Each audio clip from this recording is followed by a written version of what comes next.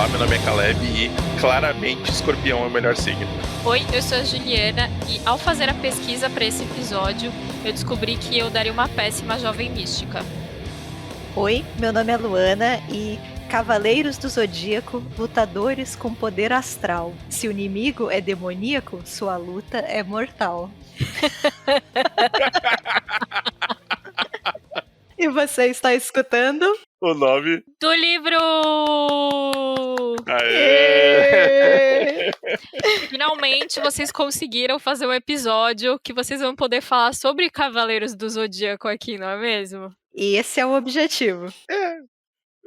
A gente parece que não, mas assim, o principal motivo é esse, claramente.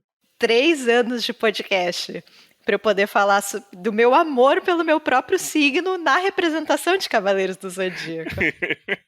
Mas não é Cavaleiros do Zodíaco o tema principal, não é. A gente está aqui hoje para bancar os jovens místicos, para falar sobre astrologia, que é também uma forma da gente fazer algo que a gente faz muito costumeiramente aqui, que é o quê? Falar sobre um assunto que nós não entendemos. Exatamente! As pesquisas foram feitas em espaços assim de pura credibilidade, como site da Capricho, e teve um blog também que eu encontrei que era Mapa Astral. Esses foram as minhas fontes de pesquisa. E muitos testes da internet que virou meio uma febre há um tempo atrás, que relaciona coisas da cultura pop com signos, né? Então acho que a pesquisa realmente foi aprofundada. E hoje as pessoas vão ter essa oportunidade, o quê? De saber sobre alguns autores que nós escolhemos aqui e também sobre o seu próprio signo. Vai ser maravilhoso, gente. Esse episódio aqui vai ser incrível. Vocês não perdem por esperar. Mas vamos explicar melhor como que vai ser esse episódio. É porque vai ter que ser dividido em 2 partes, porque a gente pesquisou tanta coisa que não vai caber no episódio só. Porque são 12 signos. Não, e ser 12 signos é bom porque é múltiplo de 3, né? A gente fica feliz quando é múltiplo de 3 aqui nesse podcast. Exatamente. Cada um de nós escolheu 4 signos. A gente não vai fazer sorteio dessa vez, né? A gente escolheu os signos aqui com antecedência e a gente escolheu um autor desse signo para falar a respeito. Algum autor que a gente goste e que a gente consiga relacionar com as características do signo. Conforme essa pesquisa profunda que a gente fez nessas fontes citadas pela Ju, né? Capricho, super interessante, Deboche Astral, essa nossa fonte aqui absolutamente embasada para a informação. E o bom é que, como eu parei no Cavaleiros do Zodíaco, quando começa a saga dos signos, né? Eu não fui adiante, eu ficava o tempo todo perguntando qual eram as referências deles. Você não foi até o signo de Leão? Ai, não sei, cara, porque ficava voltando na manchete o tempo todo, aí uma hora eu desisti. Esse foi um grande drama, né, dos Cavaleiros do Zodíaco, porque não tinha Netflix, né? Essa galera acha que Netflix, Disney Plus, mais, sei lá o quê. Mas tinha uma coisa chamada TV Manchete, que tava falindo na época já, né? Não, ela faliu depois, Juliana. Ali ela tava no auge dela. Não, então, mas ela já tava em processo ali. Não, Juliana, o Cavaleiro do Zodíaco salvou a manchete por alguns anos. Ela deu uma sobrevida a ela. Foi um fenômeno muito grande. Porque a partir de Cavaleiros vieram todos os outros animes, todos os enlatados de cultura japonesa. Então, realmente foi uma coisa gigante, foi um fenômeno, assim. E assim, sempre com essa expectativa de achar o novo Cavaleiro do Zodíaco, né? Assim, então, todas as coisas eram o novo Cavaleiro do Zodíaco, mas claramente não aconteceu, né? Exato. Só que aí o que acontecia? A TV Manchete, ela começava a passar os Cavaleiros do Zodíaco e em determinado momento da temporada ela parava e começava tudo do começo. E ela fez isso incontáveis vezes, assim, incontáveis. O momento que os cavaleiros, né, na saga do santuário, chegava na Casa de Leão, era assim, era assustador, assim, era uma expectativa, porque era ali o limite dela. O limite dela era ali, não passava de Leão. E aí você começava a rezar pra saber o que ia acontecer no outro dia. Exatamente. Chegava até o 5º, né? Chegava em Leão, aí parava, e aí ficava essa expectativa que o Caleb muito bem descreveu aqui no dia seguinte, pra gente saber se ia adiante ou se ia voltar tudo. Porque quando a gente era criança também, a gente tinha muita expectativa pra saber qual ia ser o cavaleiro do seu signo. Você ficava esperando. Coitado do Caleb de E o meu Escorpião, era um dos últimos. O meu era um dos últimos. Tem toda uma geração aí traumatizada com o Cavaleiro de Peixes, que era o último, né? Então foi o que a galera mais sofreu. E aí, quando chegou, era um cavaleiro que tinha um golpe chamado Rosas Piranhas. Então, Muitas questões naquele cavaleiro pra uma geração que com certeza não lidava muito bem com o que tava vendo, né? eu assisti na TV Manchete, depois assisti na Band, quando foi apresentado pela Kelly Key. Então, assim, só as melhores referências aqui, gente. Agora chamou a atenção da Juliana, hein? Eu não sabia que aquele que tinha sido apresentadora de programa infantil.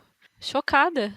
Juliana, você viveu nos anos 90 e nos anos 2000. Assim, você se choca com pouca coisa. Eu sei disso, assim, eu sei disso. Cavaleiros do Zodíaco foi realmente uma coisa que uma hora eu perdi simplesmente a paciência, assim, dessa repetição, assim. Mas eu sabia que o de Virgem era um cara que lutava de olhos fechados. Isso era tudo que eu sabia. E quando abria, era treta. Não, era terrível, né, cara? Assim, enfim, nossa, foi tão legal. Eu fiquei vendo os vídeos, eu mostrei um vídeo pra Juliana pra apresentar um pouco sobre os Cavaleiros de Ouro. Uma lista meio polêmica, né? De qual é o mais poderoso é sempre polêmico. Mas. Tá, foi legal esse momento. Então vamos começar a falar, porque eu acho que esses 2 episódios vão ser longos. Bom, vamos começar então? Já expliquei aqui qual vai ser a dinâmica, né? Então a gente. E uma outra coisa, a gente também teve que pesquisar aqui para esse episódio quais autores pertencem a quais signos, né? Então a gente fez uma lista longa aqui para poder escolher de qual autor que a gente queria falar e a gente achou que seria legal contar para vocês que autores são esses. Aí você vai poder saber quais são os autores do seu signo. Começando por Áries, vamos lá então do primeiro signo astrológico do zodíaco. Né? Vamos listar então para vocês alguns autores que pertencem a esse signo. Vamos lá. Mark Wade, Vitor Kafage, Tabitha King, Jung Chang, Patrick Schuskind, Marius Vargas Llosa, Ernest Klein, Tom Sharp, Henrique Villamatas, Milan Kundera, Rafael Calça, Hans Christian Andersen, Margarite Duras, Ana Luísa Amaral, Selva Almada, Javier Cercas, Charles Baudelaire, John Krakauer, Raul Pompeia, Samuel Beckett, Aloysio Azevedo, Rubem Fonseca, Henry James, Andrea Del Fuego, João Gilberto Noll, Karen Blixen, Monteiro Lobato, Lígia Fagundes Telles e Manuel Bandeira. Então, estes são os autores que nasceram sob o signo de Áries, né, o grande carneiro dourado aí do céu. E desta lista, né, eu escolhi falar para vocês sobre o Samuel Beckett, né, que é um autor que foi muito importante assim na minha trajetória aqui de leitora. Eu, inclusive, acho que eu deveria falar mais dele no podcast. Eu nunca tinha lido nada do Samuel Beckett, até eu ler pela primeira vez para participar de um Leituras Compartilhadas, né, que é o clube de leitura da Ju e o Caleb, que é a Ju e o Caleb mediam, que a gente sempre cita aqui. Nós lemos o Esperando Godot, e eu achei um livro estranho, curioso. Eu não entendi muito bem ali o que estava acontecendo, mas eu fiquei curiosa, né, para ler mais coisas do Beckett. E aí na faculdade surgiu uma oportunidade de fazer uma cadeira, né, sobre o Beckett, um semestre inteiro estudando toda a obra do autor. E foi uma das coisas mais legais que eu já fiz. Meu professor era incrível. O Beckett, ele nasceu no dia 13 de abril de 1906 em Dublin, né, na Irlanda. E ganhou o Nobel de Literatura em 1969, tem livros muito pessimistas, muito simbólicos e principalmente muito esquisitos. Mas eu acho que o ponto do Beckett é que quando eu li os livros dele pela primeira vez, até para participar do Leitura Compartilhadas, eu acho que faltava para mim uma chave, sabe, de leitura. Algumas informações sobre a biografia dele, do autor, que são bem úteis assim para entender a obra. E uma das informações que eu acho mais importante é que o Beckett, ele viu muito de perto os acontecimentos da Segunda Guerra Mundial. Ele se vinculou à resistência francesa na ocasião da invasão de Paris, né, pelo exército nazista. E eu não quero ser reducionista e falar que o Beckett só escrevia do jeito que escrevia por conta da guerra. Eu acho que ele sempre foi um pensador, né? Ele se formou em literatura moderna. Então, ele pensava já há muito tempo sobre a arte, sobre a literatura, mas ao mesmo tempo, não tem como você ter lutado na Segunda Guerra Mundial e essa experiência não ter te marcado de alguma forma, sabe? E eu acho que o Beckett, ele é obviamente influenciado pelo tempo dele. E eu acho que é a partir daí que ele vai escrever da forma como ele escreve, que é uma literatura essencialmente de ruptura com o que ele estava rompendo. Eu acho que o Beckett, ele rompe com a ideia de que o mundo faz sentido. Né, o mundo é uma máquina perfeita, azeitada, que caminha rumo ao progresso e à perfeição, né? E isso é obviamente mentira. Se tem uma coisa que a guerra provou que o mundo é completamente ilógico, né? Eu acho que a guerra é a falência absoluta da racionalidade. Ainda mais uma guerra como a Segunda Guerra, né? Nas proporções que foi todo esse conflito. E com todas as imagens, né? Com tudo que ficou se sabendo depois da guerra, do Holocausto, dos campos de concentração. Então, nesse sentido, se o mundo não é perfeito, a arte também não tem de ser. Né? E eu acho que é isso que o Beckett vai mostrar, essa arte com início, meio e fim, onde tudo se explica, né? Essa literatura onde você entende cada personagem, cada ação, onde você descobre qual vai ser o desfecho, e aquele desfecho conversa com toda a narrativa. Eu acho que a gente busca na arte algo que se resolva, assim, até como uma forma de conforto mesmo, né? Histórias onde tudo vai se esclarecer. E a vida não é assim, e os livros do Beckett também não são, assim. Então, a partir dessa chave, né, de um romance de ruptura, o Beckett, ele, na verdade, ele cria um anti-romance, né? Ele quer essa destruição do romance. Então, tudo que a gente considera certo, tudo que a gente considera boa literatura, ele vira do avesso. Então, coerência, linearidade, desenvolvimento de personagens, os narradores do Beckett também são muito curiosos. Ele não tem um narrador onisciente ou um narrador que pareça ter certeza do que está fazendo. Assim, os narradores dele são muito confusos, eles se enganam, eles voltam atrás, eles não sabem exatamente o que selecionar para contar para o leitor. Então, eles estão contando algo mega importante e aí eles param para contar uma trivialidade, algo que não interessa a ninguém. Então, ele vai brincando muito com esses elementos da literatura, né, e do que a gente considera como boa literatura. E as pessoas dizem muito isso sobre o Beckett, né, que os livros não falam sobre nada e que ele escreve sobre o nada, mas é um nada muito determinado, assim, ele está querendo provar um ponto, ele está falando sobre esse mundo moderno e sobre essa falência da racionalidade. E uma das coisas, eu até já contei isso aqui no podcast, mas acho que faz tempo, então vou contar de novo, mas uma das coisas da biografia do Beckett que eu mais gosto é que ele, em algum momento, ele para de escrever em inglês, né, que é a língua materna dele, e ele passa a escrever em francês, porque, segundo ele, ele sabia como escrever em inglês para ser boa literatura, ele já tinha lido muito, então ele sabia como escrever, né, e o francês permitia que ele errasse mais, ou que ele escrevesse sem estilo, né, nas palavras dele. Então, ele estava realmente tentando inventar algo novo, assim. E ele tem um termo que ele usa, né, ele escreve muitas cartas ao longo da vida, e esse é um termo que aparece em uma das cartas, que eu acho muito bonito, que é, ele tentava despalavrear o mundo. Ele estava tentando criar uma despalavra. E eu acho isso muito legal, e acho isso muito ariano, né? Segundo essa pesquisa aí muito abrangente, muito profunda que eu fiz no Google, dizem que os arianos têm isso, né? Eles são muito corajosos, são muito impulsivos, eles gostam de começar as coisas, gostam de começar coisas novas e fazer as coisas do jeito deles, né? Tudo tem que ser muito diferente. E eu acho que o Beckett é assim, a literatura dele, para mim, é uma literatura muito apaixonada, assim, apesar de parecer algo meio hermético e meio racional, eu acho uma literatura muito efusiva.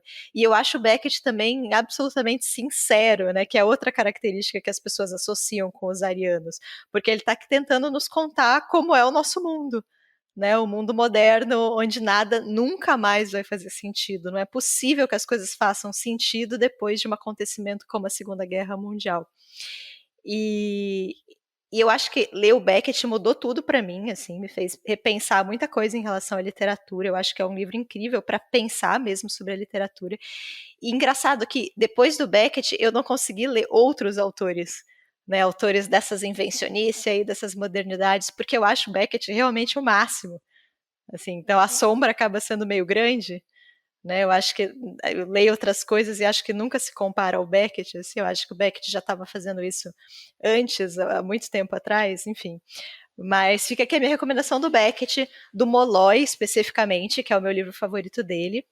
E vai fazer você repensar o que você sabe sobre literatura, ou o papel da literatura no mundo moderno, ou o que a gente espera da literatura, né, desse conforto, da gente não ser surpreendido, né, o que a gente quer quando a gente compra um livro, né, que história que a gente espera ler ali, quais são as sensações que a gente quer, será que a gente não quer algo que é muito mais conhecido ou esperado do que algo radicalmente novo, né, então ele tem muitos questionamentos sobre isso é muito legal. Então, fica aqui a minha recomendação do Beckett, que é um autor que eu gosto muito e que eu achei que era muito ariano. É, realmente.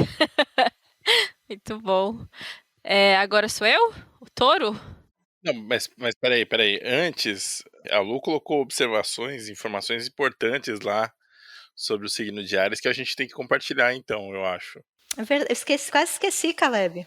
Porque, assim, eu acho que elas são relevantes e, assim, porque eu quero falar também nos meus, né?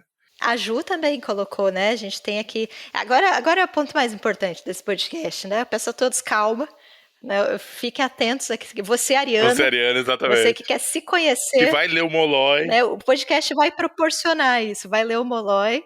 Então a gente tem aqui algumas informações muito úteis e confiáveis para você sobre a sua personalidade. Isso aqui é um mergulho dentro de si. Ó, elemento do signo, fogo. Cor, vermelho, pedra, rubi. Achei criativo, né? Achei que as coisas conversam, acho que tem uma lógica interna aqui. Espírito animal. Isso é bom, gente. Tigre. Comidas.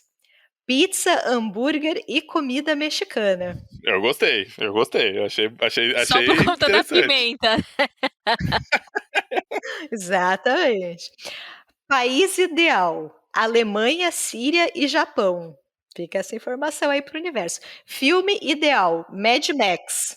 Aí a gente tem aqui um combo.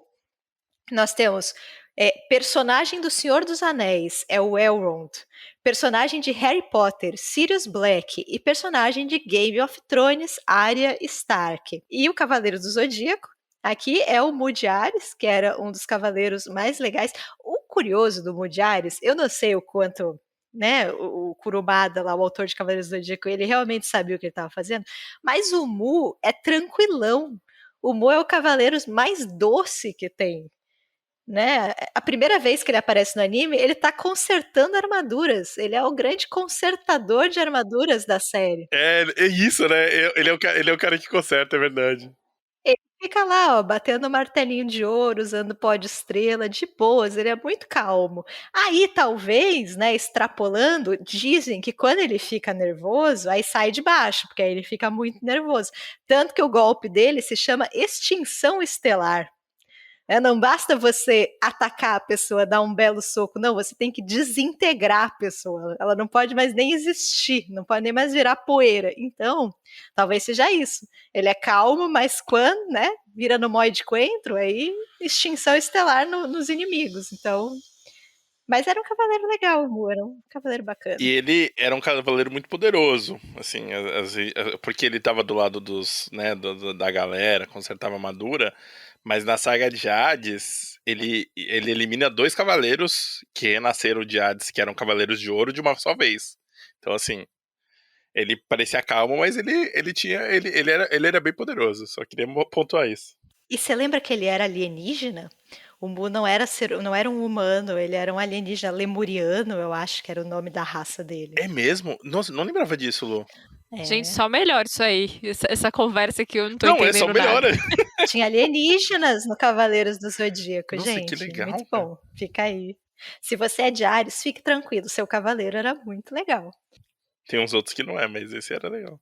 Segundo o vídeo que o Caleb me mostrou, eu não posso dizer a mesma coisa do Cavaleiro de Touro, né? Que é o próximo signo aí do Zodíaco. Ele era legal, Ju. Ele só era fraco. Ele era legal, ele só não era muito poderoso. E ele era brasileiro. Ele era brasileiro? Eu tinha esquecido totalmente disso. Com esse belo nome de Aldebaran? Ó, a Argentina tem um papa, mas só o Brasil tem Cavaleiro do Zodíaco. É que é um codinome, Ju. É um nome, é a estrela da constelação. Eles assumem esse nome. O nome dele provavelmente era João, mas aí virou Cavaleiro Aldebaran. João de Souza, né? João de Souza, João da Silva. Sim. Não espero menos do que isso. Sim. Bom, eu vou começar então a falar aqui sobre o signo de Touro, que são as pessoas que nasceram entre o dia 21 de abril e 20 de maio, que tem como elemento a terra.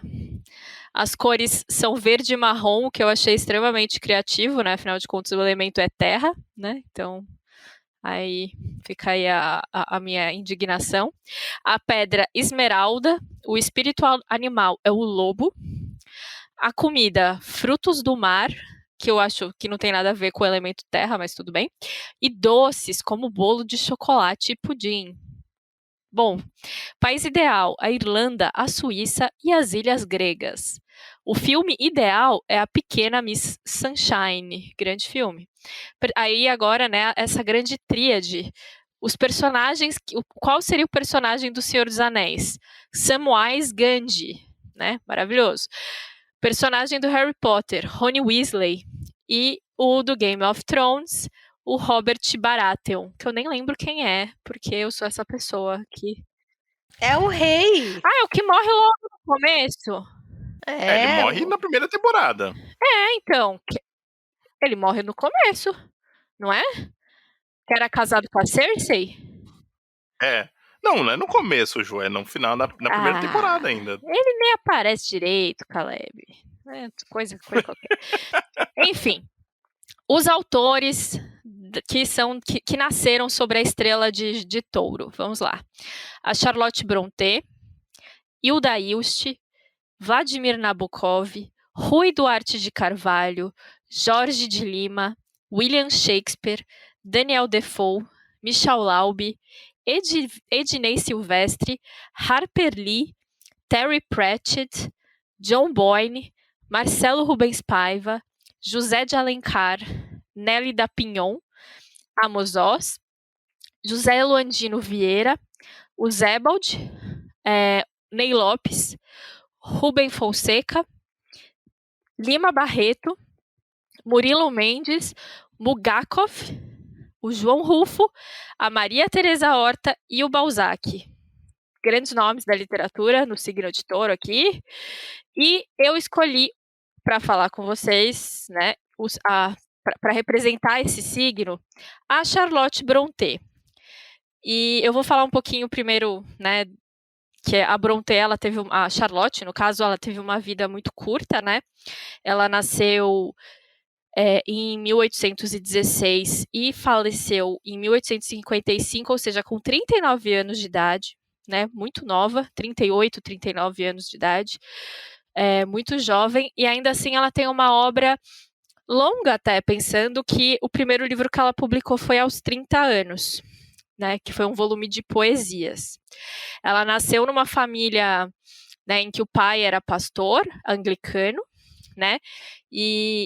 Era uma família grande, né? Ela tinha mais duas irmãs, que é a Anne e a Emily, e um irmão também, que é o Branwell, desculpa, esse é o irmão Branwell, que ele é meio apagado da família, porque ele morre em circunstâncias um pouco trágicas, né? Então, né, ele se envolveu muito com bebida e tudo mais. Imagina você ser filho de um pastor, e enfim.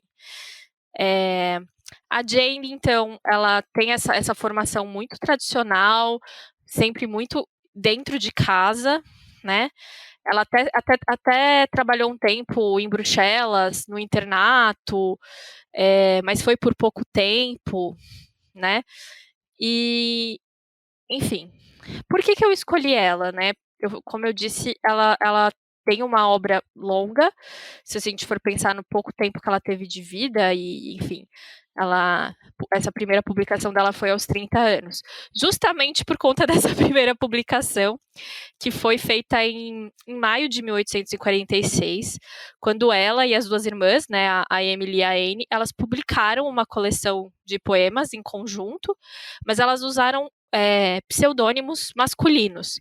Então, a Charlotte era o Currer, a Emily era o Ellis e a Anne era o Acton, né? Então, elas usavam esses codinomes masculinos e venderam poucas cópias e tudo mais, mas elas continuaram tentando publicar sob esse pseudônimo, inclusive o Jane Eyre, que é a grande obra, né, da Charlotte, a mais conhecida, principalmente aqui no Brasil, que ainda não tem tudo traduzido dela. A primeira edição foi publicada com esse nome Currer Bell, né?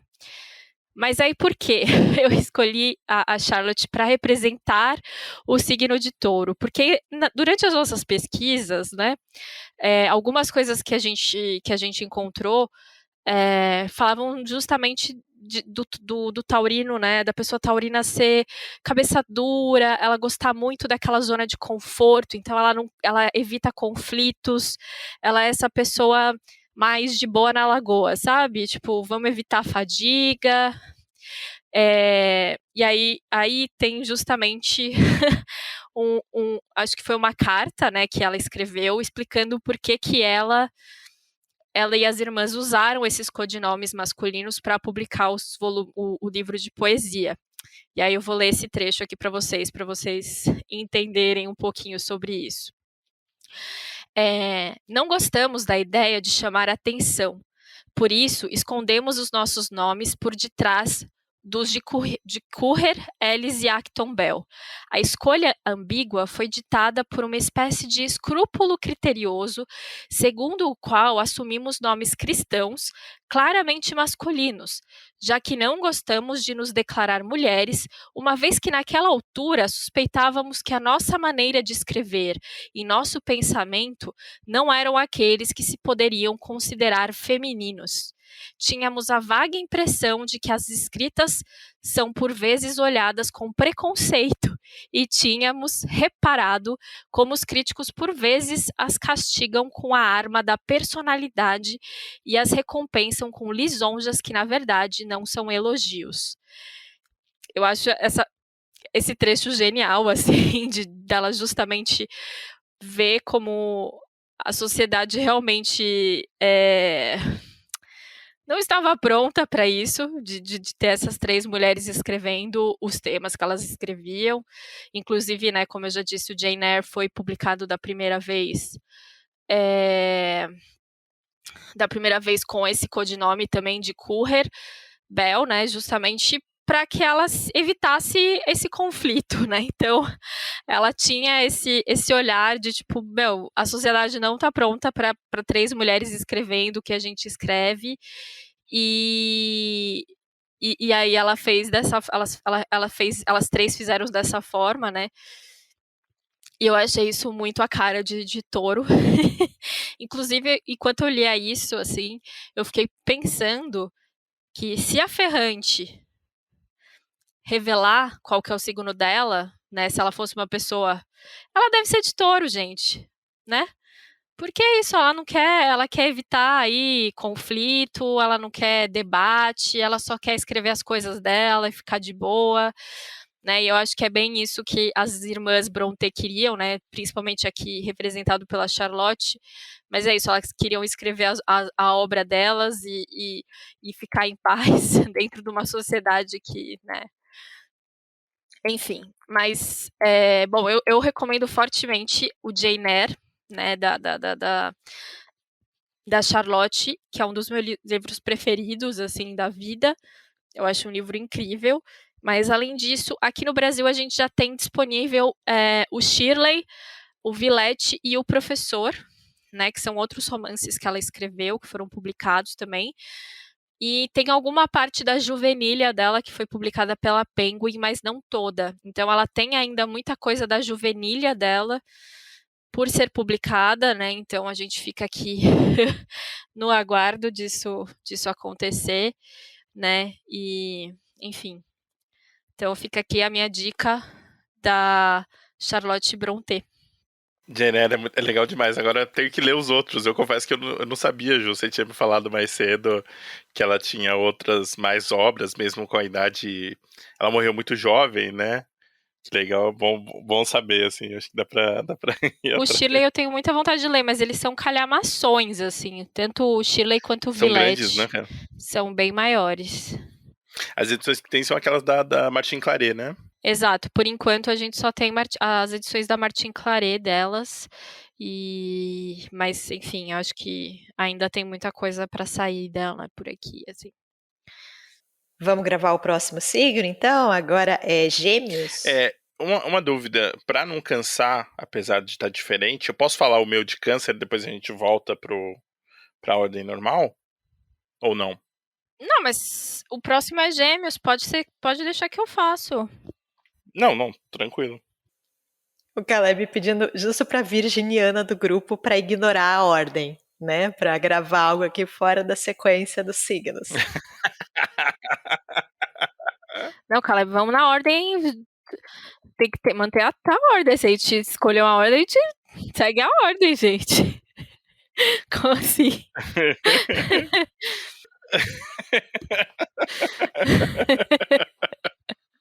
Bom, na hora que a gente selecionou, eu não tinha percebido que o signo de Gêmeos vinha em seguida de Touro, então vocês vão ter que ouvir minha voz mais um pouquinho. Mas vamos lá. Signo de Gêmeos, ele vai de dia 21 de maio a 20 de junho, né? O elemento desse signo é o ar, muito mutável, não é mesmo? A cor é o amarelo, a pedra citrino, que eu não faço ideia de que pedra seja essa, mas tudo bem. O animal, pantera negra, achei específico. Comida, pastel, cachorro-quente e batata frita. O país, Tunísia, país ideal, né? Tunísia e Austrália. O filme A Mentira, um clássico contemporâneo com Emma Stone, gosto, inclusive. Aí agora, né, a nossa tríade de personagens aqui do Senhor dos Anéis seria o Pippin. Do Harry Potter, os gêmeos Fred e George Weasley, por motivos óbvios. Sim. E o personagem do Game of Thrones seria o Tyrion Lannister, né? Grande personagem aí. E o Cavaleiro do Zodíaco, pelo que eu descobri agora no vídeo que o Caleb me mostrou, ele era o mestre do santuário, que é o... Qual é o nome do Cavaleiro de Gêmeos? Ele não tem um nome? É o Saga de Gêmeos. Ele chama Saga. Ok. Tá bom. A Juliana tá com uma questão com os nomes dos cavaleiros, né? Então, gente, o Cavaleiro de Gêmeos tinha, adivinhem vocês, um irmão gêmeo. Não. É nada. E não só isso, ele tinha uma dupla personalidade. Então, ele tinha um lado que era muito bom, mas ele também tinha um lado que era muito mal. E a Ju colocou, né, que ele era o mestre do santuário, só que nem sempre ele foi o mestre do santuário. Antes dele tinha um outro mestre, um mestre mais velhinho, que treinou o Saga. Né? Então, esse mestre velhinho, esse antigo mestre santuário, ele treinou 2 cavaleiros, ele e o melhor cavaleiro de todos, que é o Cavaleiro Sagitário, e aí ele tinha que escolher qual dos 2 que seria o seu sucessor. E para o grande desgosto do Saga, ele escolheu o Sagitário. O Saga ficou puto, não lidou bem com isso, não lidou bem com essa rejeição, e aí o lado mal dele aflora. Ele mata o antigo mestre do santuário, se faz passar por ele, né? Ocupa o seu lugar sem ninguém saber. E aí ele sequestra a Athena. Não, ele tenta matar. Quem foge com a Athena é o do Sagitário, porque, afinal, como a Lu falou, é o melhor cavaleiro. Ele salva a Athena, só que nisso ele quase se sacrifica pra isso. Porque ele descobre que o mestre do santuário é mau. Mas por que os cavaleiros do Zodíaco, então, tem que lutar se a Athena tá salva lá? Não, salvou fugindo com ela. Salvou ela bebê do tipo, vou tirar você desse lugar. Toca Charlie Brown Jr., vou te ligar desse lugar. O Sagitário foge com a Athena e se estrupia todo, aí ele tá lá quase morrendo, com o bebê no colo, e pra grande sorte dele, aparece um cara muito rico, podre de rico, e ele resolve dar o bebê para ele. Né, toma conta dela, ela é a reencarnação da deusa Atena. Esse velho cuida dela, né, assume ela como se fosse uma filha. E aí ele pega crianças em orfanatos do mundo inteiro. É muito isso é assustador, isso é assustador. E treina essas crianças para serem cavaleiros, né? Os novos cavaleiros de Atena, cavaleiros de bronze. Pra fazer rinha. Pois é, para que serve, né, esse tal de mestre santuário, essas casas tudo aí de signo? Na verdade, são 12 casas, cada uma representando um signo, cada uma protegida por um cavaleiro de ouro, né, um cavaleiro do signo.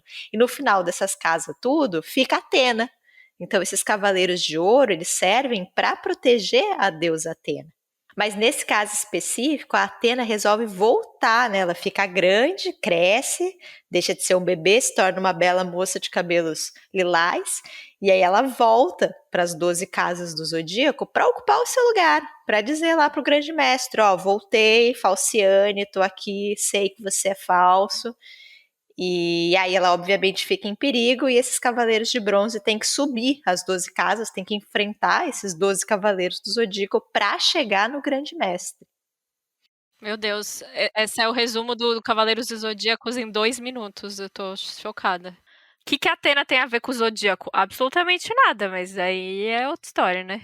Helena, a gente não questiona esse tipo de coisa, assim, não, sim, faz parte da história, tá na história.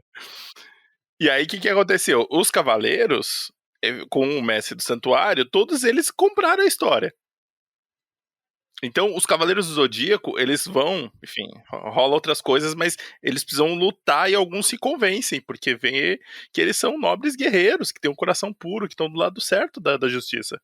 Os cavaleiros do Zodíaco, os cavaleiros de ouro, eles não eram maus. É que eles foram enganados pelo mestre do santuário, né, pelo Saga, o cavaleiro de gêmeos, para acreditarem que aquela era uma falsa Atena. Exceto o cavaleiro de virgem, né, o Chaka, que o João até falou isso, ele que fala isso, né, que o Chaka até sabia que os cavaleiros de bronze estavam certos, que aquela Atena era verdadeira, mas regras são regras, né? Regras é que são regras, exatamente. A gente vai chegar no signo de virgem em algum momento, mas assim, eu tô um pouco chocada. Mas enfim, o Saga é essa pessoa que é muito má e manipuladora, que tem um lado bom no fim das contas, mas a gente nem conhece ele direito. Ok, maravilhoso. Muito bom. Então vamos lá. Depois dessa chuva de informações sobre Cavaleiros do Zodíaco aqui, para você, como eu não entendi essa história, vamos à lista de autores que são desse signo ambíguo, desse signo, né, muito cheio das coisas aí. Então vamos lá. O Hergé, né, o quadrinista, o Arthur Conan Doyle, a Eliane Brum, o Robert Lundlum, Jamaica Kincaid, Ludmila Petrushevskaya, o Ian Fleming, a Bernardine Evaristo, a Svetlana Alexievich, Murilo Rubião, Ana Cristina César, Zélia Gattai, José Lins do Rego, Letícia Meu Deus. Como fala esse nome? Wierzchowski? Não sei. Quê? É autora da Casa das Sete Mulheres. Wierzchowski? Rapaz, eu não sei se é isso, não. Pedro Nava, Frederico Garcia Lorca, o Thomas Mann, Alexandre Pushkin, a Margarita Yosenar, a Patrícia Galvão, Pagu, né? A Laerte, Moacir C. Lopes, Anne Frank, Fernando Pessoa, Dalton Trevisan, Ariano Suassuna, Juan Rulfo, a Luísa Geisler, a Lídia Jorge, o Salman Rushdie e o Chico Buarque, né? E eu escolhi uma autora, só que o Caleb queria fazer ele queria fazer um comentário sobre Fernando Pessoa, que Fernando Pessoa faz todo sentido ser gêmeos, afinal de contas ele cria muitas personalidades, né? Ele tinha muitos heterônimos, né? Mas aí tem outras coisas, Caleb, você quer falar um pouquinho sobre o Fernando Pessoa aí, que você descobriu nas suas pesquisas? Não, é que eu achei curioso, né, enquanto a gente começou a pesquisar sobre signos, sobre o Fernando Pessoa, eu achei meio curioso porque ele tinha de fato uma relação com a astrologia. Ele criou um heterônimo que chamava Rafael Baldaia, e ele chegou até a ganhar dinheiro fazendo mapas para as pessoas, né? Fazendo sessões de astrologia. Afinal de contas, ser escritor, né, não dá dinheiro, né? Desde sempre a gente ia aprendendo aí que... Exatamente. Em 1915, né, ele estabeleceu uma tabela de honorários que iam de 500 a 5 mil réis. E ele disse que de fato ganhou alguns tostões com astrologia, né? Com astrologia. E algumas anotações, né, nos cartões que ele guardava, anotações dele, né, que estão na Biblioteca Nacional em Lisboa, de fato tem, e às vezes sobre autores, tem a data e às vezes o horário de nascimento ou algum outro tipo de informação, assim, ele de fato se interessava por isso, né, e ele chegou a traçar mapas astrais de, aparentemente, aí eu não sei, né, porque assim, me parece muito, assim, mas de quase 1.500 personagens históricos, assim, sabe, ou contemporâneos, assim, entre eles Robespierre, Salazar, Mussolini, Chopin, enfim, Shakespeare, algumas outras personalidades, né. E tem até um livro, né, que é que trata, né, desse, que são as cartas, né, Fernando Pessoa, Cartas Astrológicas, que fala um pouco disso, dessa relação dele com a astrologia, e eu achei surreal, assim, porque faz sentido isso dentro do que a Juliana falou do signo, né, mas também porque, enfim, não a gente sabe que tem muitos escritores que têm essa relação, mas de fato Fernando Pessoa até fazia mapas e estudava e ganhou dinheiro com isso, e tem esse livro que eu confesso que eu não vi, eu procurei, acho que tem alguma edição aqui, mas eu vi muito em Portugal, né, as edições, que é esse Fernando Pessoa, Cartas Astrológicas, né.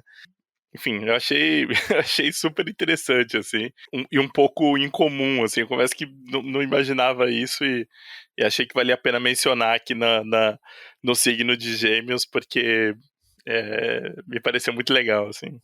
Sim, essa história é maravilhosa, né? Tem tudo a ver com... Consegue captar muito bem o signo de Gêmeos. Depois, então, dessa explicação maravilhosa do Fernando Pessoa, ele não foi o autor que eu escolhi. Eu escolhi a Ludmila Petrovskaya, né? Depois eu vou explicar um pouco por que eu escolhi ela, mas eu acho que ela também, né, consegue captar muito bem essa essência do signo de Gêmeos. A Ludmila Petrushevskaya, ela nasceu em Moscou em 1938, e ela era de uma família, né, de bolcheviques, e ela vivia ali no Hotel Metropol, que inclusive é um dos livros dela, né, que vou falar depois os nomes dos livros que a gente tem publicados dela aqui. E em 1941, ou seja, quando ela tinha 2, 3 aninhos, o pai dela foi declarado inimigo do Estado e teve que fugir, né? E aí, então, a mãe, ela e a mãe tiveram que ir com outros parentes, fugir, né, de Moscou, e foram morar num apartamento comunal numa cidade que hoje em dia é conhecida como Samara, né? Então ela viveu bastante tempo nesse apartamento comunal. Ela também morou numa época num abrigo de crianças e, né, então ela teve uma infância muito, muito pobre, muito miserável mesmo, né? Então quando ela foi para esse abrigo foi muito bom para ela porque finalmente ela tinha comida todos os dias, né? Ela tinha uma assessoria mesmo, né? Porque enfim a mãe ficou, né? Eles ficaram sem o pai, então meio que sem um sustento.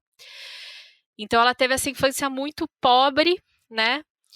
Aí, enfim, ela teve essa infância e adolescência bem turbulenta, justamente por conta dessas perseguições políticas, né? mais ou menos ali já na idade adulta, ela começa a se envolver com o teatro, então ela fazia peças, né? Ela é tanto como diretora quanto como roteirista de peças e começa a publicar os seus contos e seus romances, né? Então, ela tem uma obra bem, bem ampla, assim, né? Aqui no Brasil, infelizmente, a gente só tem 2 livros publicados dela ainda, mas são 2 livros. Um deles é muito bom, que a gente já leu, mas o segundo ainda não. O primeiro livro que saiu dela foi o Era uma Vez, uma mulher que tentou matar o bebê da vizinha, que é um livro de contos, que saiu em 2018 aqui, quando ela veio para Flip, né? E em 2020, no comecinho de 2020, ela também veio até para o Brasil para falar sobre esse lançamento, que é um livro mais autobiográfico dela, que chama A Menininha do Hotel Metropol, né? Que é esse primeiro lugar onde ela viveu. Né? Então ela vai narrar essa infância dela super turbulenta e tudo mais. E por que eu escolhi ela como representante do signo de Gêmeos? Por uma das características que a gente encontrou, que é essa coisa assim, que é um signo que é muito mutável, tá mudando o tempo todo, quer fazer coisas diferentes, ele se entedia muito fácil, então ele quer, né, sempre coisas novas. E isso representa absolutamente a imagem que a gente tem da Petrovchevskaya às vezes que a gente viu ela, né? Ela veio pra Flip, essa história a gente já contou aqui 1 bilhão de vezes no podcast, mas ela é sempre muito maravilhosa e assustadora ao mesmo tempo, né? Ela veio para 2018, né? Pagaram primeira classe para mulher, afinal uma senhora de 80 anos. Pagaram primeira classe para mulher vir da Rússia para o Brasil, grande acontecimento, essa dama, né, da literatura contemporânea russa.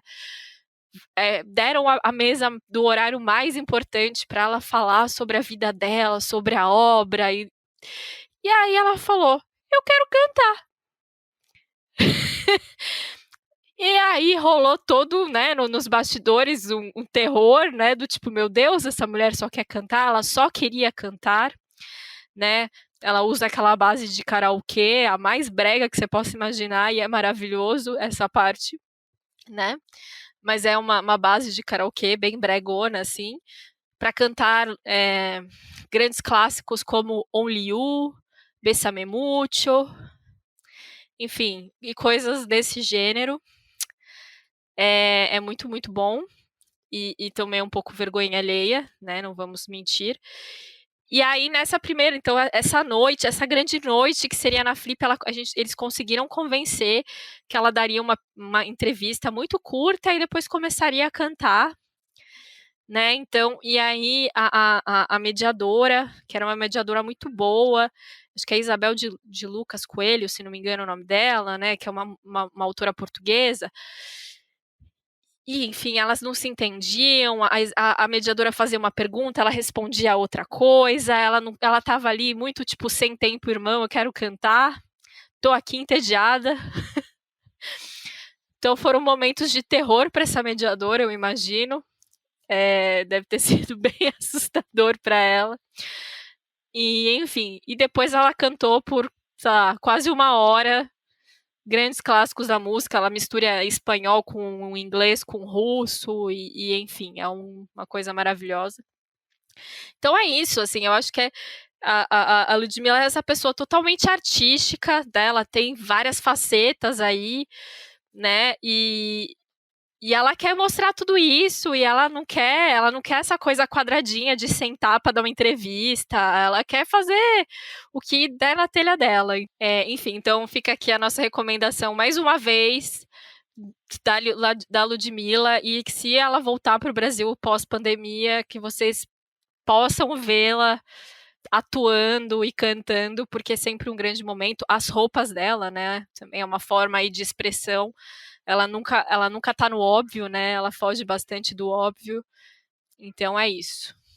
Eu confesso que eu fiquei curioso para ler o outro livro dela. O de contos é muito bom. Meio esquisito, mas muito bom. E só destacar aqui também que na mesa dela, né, nos 15 minutos que ela resolveu falar na Flip, a mediadora perguntava uma coisa e ela respondia outra, e as respostas não faziam sentido, porque ela deu uma de mãe E falou, não, tradução simultânea, meu filho é ótimo, ele fala português fluente, ele dá conta. E aí colocaram o moleque lá para traduzir, que até deveria falar português, mas tradução simultânea não é bolinho, né? Então essa mesa ficou essa grande confusão de perguntas cujas respostas não faziam sentido e eram sempre monossilábicas, porque ela queria parar tudo e cantar. É isso. Não, e é o próprio meme da tradução de que a pessoa fala 50 coisas e aí a pessoa fala assim, uma palavra só, sabe? Tipo, a tradução toda é uma palavra só. Vamos pro próximo signo, então? O próximo signo é o signo de Câncer, né? Que eu vou falar aqui, nascidos entre o dia 21 de junho e dia 22 de julho, né? Aqui as informações do signo de Câncer, o elemento é da água, né? A cor branco, né? Um pouco singular. Pedra da lua, né? O espírito animal é um cão. A comida é comida caseira, como lasanha, torta de frango, macarronada, feijoada. Achei curioso. País ideal, Estados Unidos e Holanda. Não sei o que achar disso. Filme A Malvada. Achei interessante a escolha do filme. E aí, para aquela trilha, né? Aquele trio maravilhoso dos personagens, né? O personagem do Senhor dos Anéis, o Frodo. Faz sentido ser o Frodo, né? Personagem de Harry Potter, Molly Weasley, né? A mãe da família Weasley.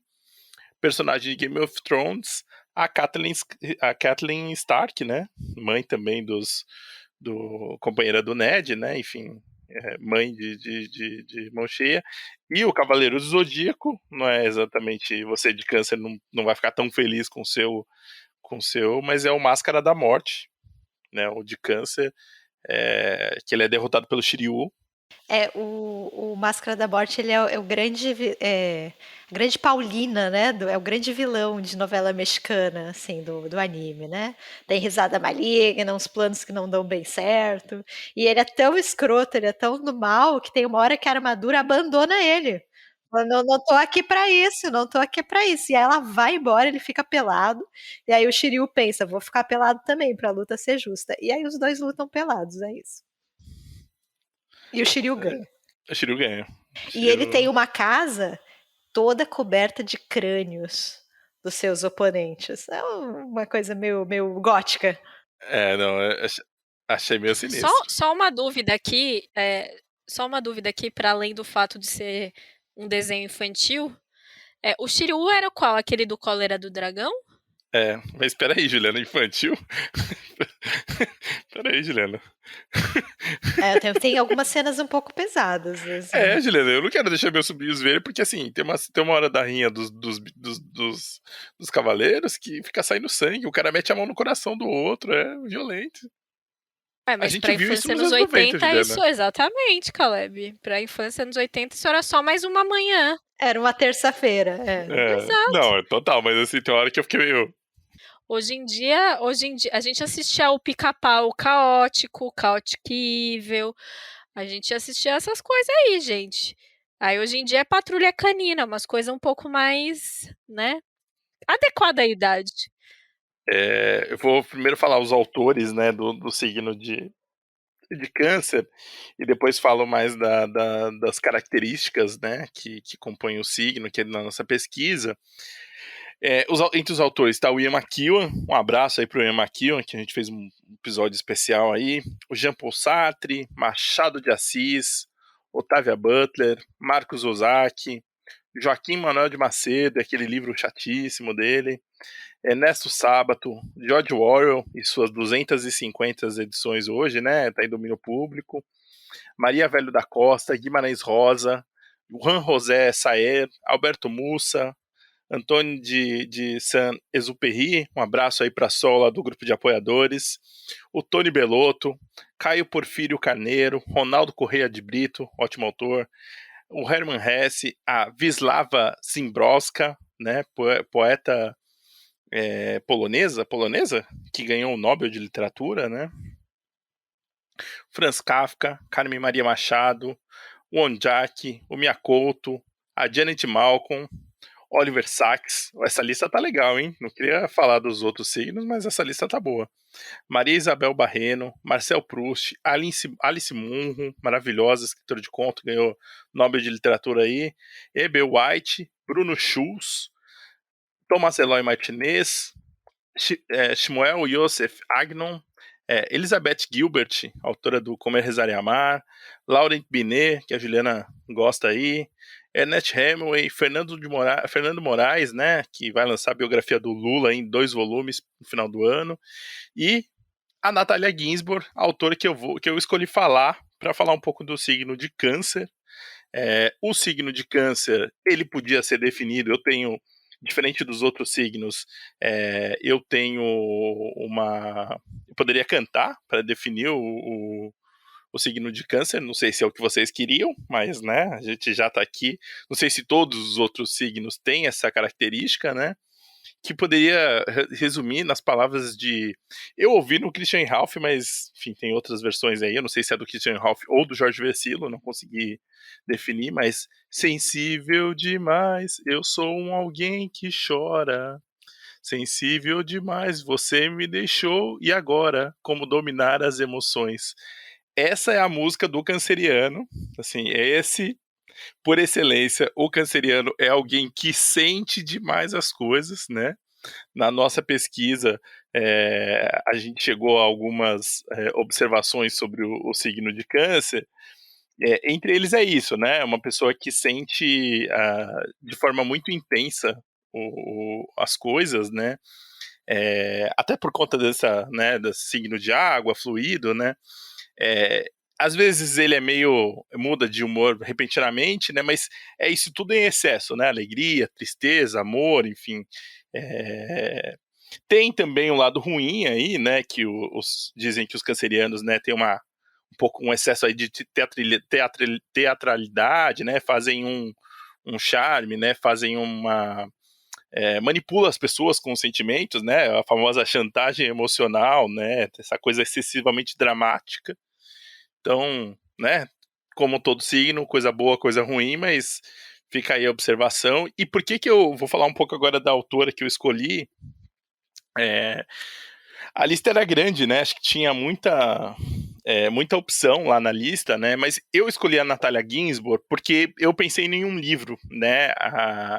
Eu pensei mais especificamente, eu falei acho que recentemente dele, mas me veio imediatamente na cabeça o livro As Pequenas Virtudes, né? Que foi relançado aqui recentemente pela Companhia das Letras, né? Tinha saído a primeira edição aqui na COSAC, né, na IFE, há alguns anos. A companhia está relançando a obra da Natália, né, publicando novas coisas que não tinham sido publicadas, e entre eles As Pequenas Virtudes, e imediatamente eu falei, As Pequenas Virtudes é um livro canceriano. Quando a gente pensa no signo de Câncer, a gente pensa muito assim, eu sei que vai ter um pouco do estereótipo, mas na mãezona, né? Nessa pessoa que cuida, que se importa, que na minha família eu conheci pessoas assim, enfim. E As Pequenas Virtudes acho que tem um pouco disso, sabe? Tem um pouco dessa sensação. Vou falar um pouquinho antes daqui da Natalia Ginzburg, né? Ela nasce, Natália Levi, né? Em 14 de julho de 1916, né? Ela nasce em Palermo, mas vive boa parte da vida em Turim, né? O pai, professor universitário, enfim, ela tem a origem judaica, a mãe... A família toda dela, na verdade, tem muita ligação com a luta, né? Com ideais antifascistas, né? Na Itália ali do Mussolini. A mãe católica, né? Ela teve uma educação um pouco laica. Ela casa com o Leone Ginzburg, né? Professor de literatura russa. Ela tem amizades com alguns autores, né? Como o Carlo Levi, Cesare Pavese, alguns outros, né? Em 1940 ela se exila e começa a publicar em 42. O marido da Natália, né, o Leon Ginzburg, foi preso e torturado, né, em 1944, né. Ela é libertada, né, enfim, ela vai para Roma, começa a trabalhar, mas a morte do marido pesa muito, obviamente, né. Ela teve 2 filhos, um dos filhos dele é o Carlo Ginzburg, né, um historiador que viria a ser muito conhecido enfim, pelo trabalho dele, né, por alguns livros, entre ele Queijo e os Vermes. A Natália fez muito parte dessa geração do pós-guerra, né? Ela começa a ser publicada na Einaudi, né? A mesma editora que o Calvino começa a trabalhar ali também no final dos anos 50. Tem essa ligação, enfim, Casa de Novo, tem essa relação com esses literatos, né? Essa geração do pós-guerra. E por que eu escolhi o Pequenas Virtudes? Primeiro porque, assim, ele é um livro de ensaios. É um livro com textos, de certa forma, que marcam um pouco o momento, né, que eles foram escritos. A própria Natália fala no começo do livro, em algumas, acho que, se não me engano, são dois textos de prefácio, né, de novas edições. Ela fala que ela não consegue, na verdade, para ela é impossível mexer nos textos, né? Ela pede desculpas, ela fala que ela é incapaz de corrigir os seus textos, né? Acho que um pouco pensando nessa ideia como registro, né? Os textos, eles passam entre relatos um pouco mais pessoais, como O Inverno em Abruzzo, que é o texto, se não me engano, que abre o ensaio, que é exatamente esse tempo que ela está exilada com o marido e os filhos, e como esse tempo deles, ela enxerga coisas simples e nessa possibilidade de viver esse tempo quase que suspenso. A gente sabe que pouco tempo depois o marido dela vai ser preso e vai ser morto, então ela olha para esses dias de uma forma muito melancólica e é muito difícil, na verdade, né? Outro texto que eu gosto muito no livro é o texto em homenagem, né, ao amigo dela, ao Cesare Pavese, né, o retrato de um amigo. O Cesare Pavese se mata muito jovem, né, enfim, tinha tanto ainda para produzir. Ela fala um pouco desse personagem que ele não... Ele quer se encantar pelo cotidiano da existência, sabe? Eu acho isso bonito. E a forma como ela fala dele é muito legal, assim, é muito cuidadosa, muito acamorosa, muito sentimental mesmo, impossível não ser. Enfim, eu acho esse livro um arraso, assim, sabe? Eu acho ele... É difícil, assim, porque ele tem tanta coisa, assim, ela fala sobre valores, sobre a vida, sobre... o que a gente quer levar das coisas, sobre detalhes, sobre as questões culturais, assim, né? Tem os Sapatos Vermelhos e o Pequenas Virtudes, né? O texto que encerra e dá título ao livro, fala muito dessa relação dela criando os filhos, né? E de como a gente fica... Ela fala que a gente fica a gente fica meio obcecado com a ideia da escola, de notas, de tudo mais, mas não são esses os valores principais, assim, sabe? É muito bonito, assim, é um texto... Acho que é o texto que me pega muito, assim, porque a Natália que eu já tinha visto no Léxico era uma Natália muito mais dura, muito mais outro, e essa tem um quê de reflexão e dessas memórias, e ao mesmo tempo essa capacidade de olhar com carinho para as coisas, mesmo já tendo passado por muitas dificuldades, né? Enfim, eu acho lindo, assim, eu queria indicar porque me parece um livro de cuidado, um livro de sensações, de sentimentos fortes e intensos, e eu recomendo demais, assim, leiam Pequenas Virtudes, assim, é um livraço, assim, é um livro que vai dar um quentinho no coração de vocês aí. Esse foi falando de câncer. Livro canceriano. Muito. Só uma coisa que o Caleb falou, que o léxico familiar ele é mais duro. Eu não terminei de ler. Ele fala muito do pai. Ela fala muito do pai. O pai não era uma pessoa das mais legais, assim. Ele era uma pessoa meio horrível. Aposto que o pai talvez fosse virginiano. Vou ter que admitir isso aqui. Talvez o pai fosse virginiano. Meio maníaco, né? O pai dela é meio obsessivo, né? Com algumas coisas. Né? Nossa, tipo, todo dia acordar muito cedo e comer a mesma coisa e fazer, sabe? Tipo, tudo muito regradinho, assim. Mas eu acho que também é canceriano, o léxico familiar é muito canceriano na hora que ela explica o título do livro, que é logo no começo, que é justamente isso. Toda família tem o seu próprio léxico, né? Então, aquela história ou aquela piada interna, sabe? Aquela coisinha que você fala e todo mundo dá risada. Então, que todo o almoço de família a coisa se repete, do tipo, sabe? Meu avô falava sempre, o pavê é pra comer, sabe? Tipo, é um léxico familiar, sabe?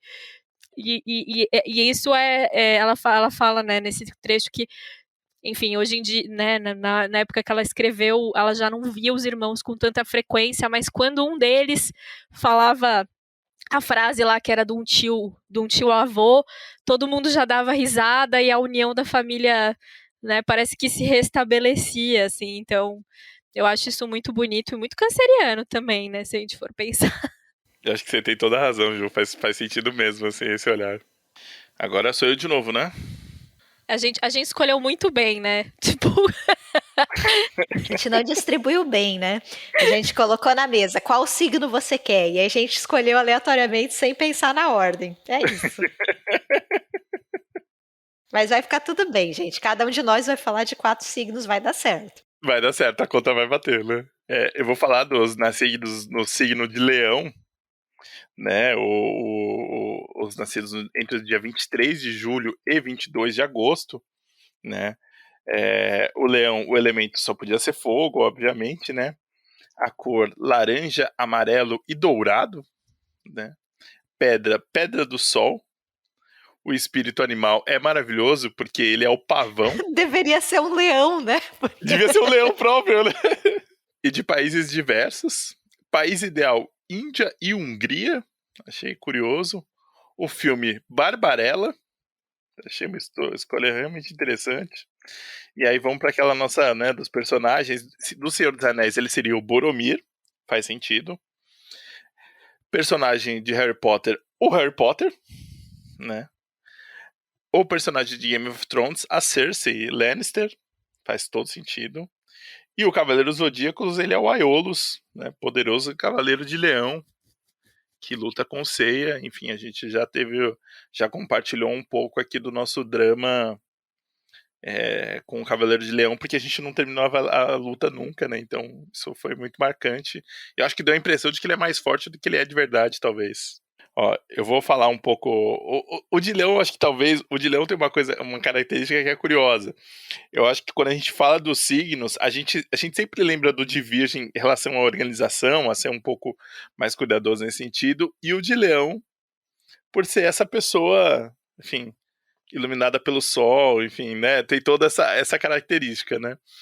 Antes de começar a falar, eu vou falar um pouco aqui dos autores de Leão.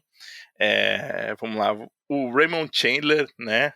O Alexandre Dumas, Aldous Huxley, George Bernard Shaw, Alexandre Dumas, o filho, achei curioso isso, a Silvina Ocampo, Zébia Gasparetto, a Emily Brontë, o Patrick Modiano, o Mário Quintana, Inácio de Loyola Brandão, a J.K. Rowling, o Harry Potter é do signo de Leão porque é o mesmo da J.K. Rowling, né, a mesma data de nascimento dela, o Herman Melville, né, ator do livro favorito aí da Juliana, né, o Moby Dick, a Isabel Allende, o João do Rio, a Débora Levi, a Natália Borges Polesso, Tamar Vieira Júnior, né? Quem não leu do Torturado aí vai ser acusado aí se não leu ainda. O Gael Faye, o Justin Gardner, né, autor do Mundo de Sofia. Daniel Case, Mathieu Lindon, que vai ter o livro dele reeditado. Vou falar muito para vocês desse livro quando for reeditado. O Jorge Amada, Eiji Yoshikawa, Miguel Torga, Lúcio Cardoso, Stieg Larsson, a Valéria Luizelli, maravilhosa, Charles Bukowski, a Herta Miller aí, favorita da Juliana, junto com a Nicole Kraus. Caramba, Juliana, você devia ter ficado com esse aqui, viu? O Milton Ratum, o Jonathan Coe, que eu gosto bastante aí, a Cora Coralina, Ray Bradbury, a Carol Ben-Simon e o autor que eu escolhi para falar, que é o Jonathan Franzen. Mas, Caleb, deixa eu só comentar uma coisa antes de você falar do Franzen, que para mim também é um autor leonino leonino por excelência, mas eu acho que se eu fosse escolher do Leão, eu escolheria a Emily Brontë, porque só uma pessoa de Leão, para escrever um romance de pessoas perturbadas por ego, que faz vingança, né? Morro dos Ventos Uivantes, um livro de gente o quê? Perturbada e egóica, né? Então faz aí todo sentido, né? Uma galera aí dodói. Fica aí a minha, né? A minha opinião. E fica um abraço aí também para os nossos ouvintes leoninos, que devem ter gostado muito aí dessa Desse comentário da descrição. Juliana, né? A gente não falou mal de nenhum signo, né? Nenhum signo. Essa galera de leão aí que gosta. Então, mas é uma galera meio dodói, né? Eu tenho lua em leão. Eu ainda não aceitei isso no meu coração, mas eu tenho lua em leão. Enfim. Achei que a sua lua fosse em touro. Não, é o ascendente em touro. Ascendente em touro. Entendi. Pois é. Eu não aceitei ainda que eu sou de lua de leão, mas a astrologia aparentemente não mente, né? Um abraço de novo aí para os nossos ouvintes de leão. Eu sinto muito, viu, gente? Eu sinto muito, assim. Acho que todo signo tem coisa boa, coisa ruim, mas a Juliana Eu não sei o que está acontecendo com a Juliana. Desculpem ter trazido ela. é totalmente desnecessário isso. Não foi desnecessário, gente, mas é que tem as características ruins, e uma delas é essa coisa do ego grande. Tudo bem, Juliana. Posso. A gente já falou as características ruins, né?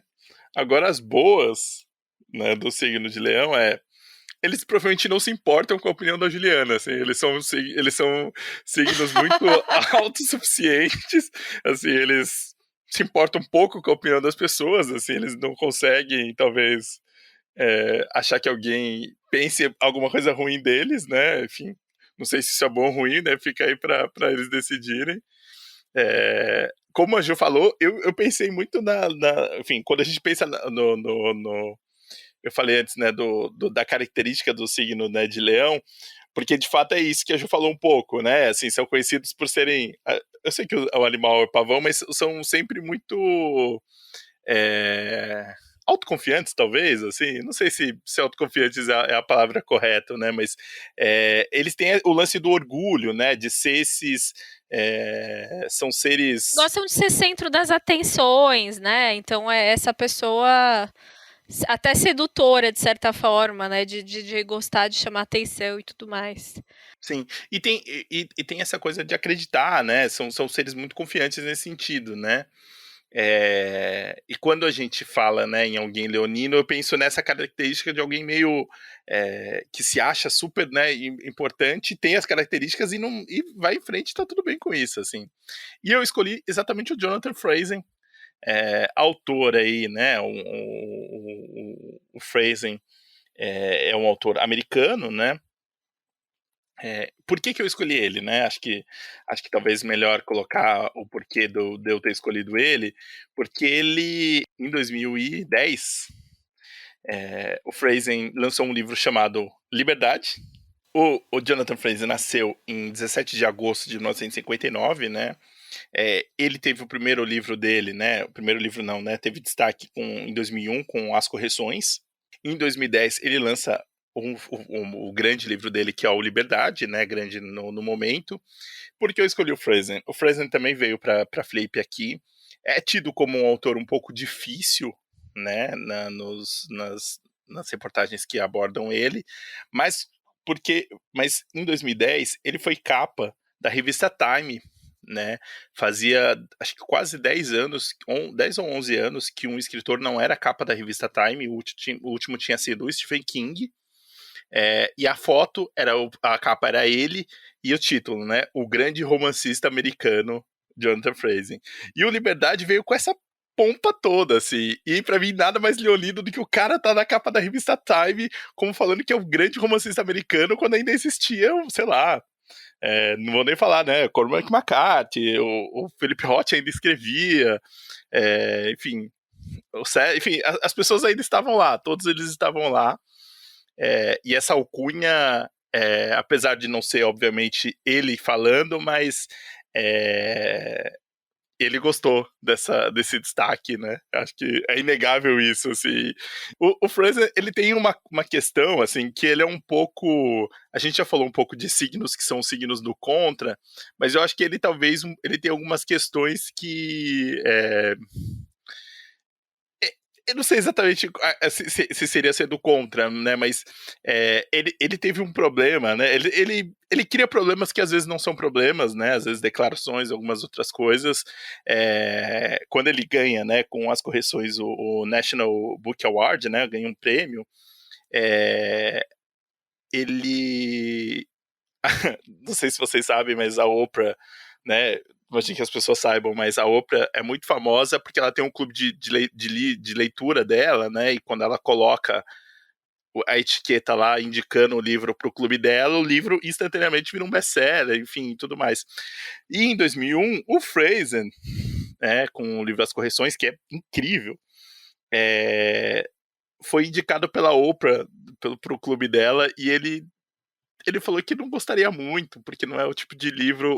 O livro dele não é o tipo de livro que normalmente está nesse clube. E a Oprah retirou essa indicação. E não pegou muito bem, porque, afinal, o livro ainda vendeu bem, ao redor do mundo, acho que vendeu 2,7 milhões, mas, enfim, não é exatamente muito simpático você fazer uma coisa dessa. Eles fizeram as pazes em 2010, quando lançou o Liberdade. Não mexe com a Oprah. Não mexe com a Oprah, vamos combinar. Assim, acho que são poucas pessoas que talvez você não possa mexer tanto quanto a Oprah, né? Mas quando eles lançaram, né, o livro, né, o Liberdade teve lá, enfim, eles fizeram as pazes, tá tudo certo e tal, né? O Franzen é conhecido exatamente por ser uma pessoa um pouco, não antissocial, mas um pouco convencida do talento dele, e é meio curioso, assim, porque até nas entrevistas que eu vi na época, perto da revista Time, né, quando teve, ele achava que era o argumento dele, né, sobre você é o grande e tudo mais, ele falava que não, mas que era importante que a literatura saísse dessa, não do nicho, mas ela alcançasse mais pessoas, né, ela tivesse fosse...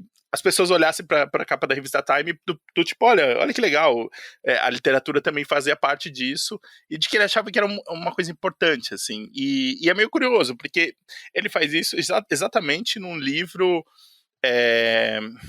que é um pouco diferente dos Correções. As Correções abordam muito tempo de uma família disfuncional da época ainda do Clinton, enquanto o Liberdade, ele pega exatamente essa geração que está vivendo, né, os seus dias ali durante o governo Bush. Eu sei que o Liberdade tem questões e tem pessoas até nesse podcast que não gostam, né, do Liberdade, mas eu gosto muito do Liberdade, assim, eu acho um livro... ele é um pouco grande, assim, mas eu acho que no que ele se propõe, eu acho ele muito, muito interessante, assim, eu acho... ele conta a história dessa família, né, através do olhar de alguns personagens, entre eles a Pat, né, que é acho que talvez a condutora desse pegando desde da adolescência dela até ela já na classe média, mãe, né, e tudo mais, mãe de família, né. Eu gosto muito porque é um desses romanção, assim, eu acho que por definição me lembra, assim, eu vou falar aqui, mas não me apedrejem, por favor, me lembra um tipo de romance do Tolstói, assim, com as devidas, não tô falando que é a mesma coisa ou que ele se parece, mas essa ideia desse romance que meio que fala um pouco sobre tudo, sobre a sociedade, sobre são esses personagens e essa forma de narrar e até a cadência um pouco, lógico, por favor, né, Tolstói, mestre absoluto. Mas esse tipo de romance, assim, e eu gosto muito do Liberdade, assim, eu acho que teve muito hype em cima dele, essa revista Time, inclusive, né, obviamente, e aqui também pra gente teve, né, e até teve muita gente que ficou decepcionada na Flip quando ele veio, né, enfim, acostumado meio querendo fazer um show e foi meio morno, assim, né, assim, ele mesmo com o nosso grande Angel Gurria Quintana, né, nosso mediador favorito lá na Flip, não conseguiu fazer que o Franzen, enfim, se falasse mais, enfim, talvez até se expor um pouco mais nesse sentido. Mas eu gostei, assim, eu acho válido e eu gosto do Friends, assim, gosto dos livros, assim, ainda não li esse mais recente, me fugiu o nome agora, mas eu tinha lido Pureza. um outro que era de Pureza, Ju, obrigado. Eu tinha lido um outro que era meio de memórias, que é o Zona do Desconforto, as correções e o Liberdade. Acho que as correções ainda é melhor, mas eu gosto muito do Liberdade, assim, ele tem um quê desse tempo vivido. E eu acho o Franzen extremamente leonino nesse sentido, assim, difícil de explicar essa sensação, mas eu acho que é um cara que acredita muito no potencial dele de verdade, enfim. E tem até questões de geração, né? A gente sabe que ele é da mesma geração do Michael Chabon, David Foster Wallace, Jeffrey Eugènes, eles são todos mais ou menos ali da mesma geração. E acho que tem até questões de ego envolvendo isso.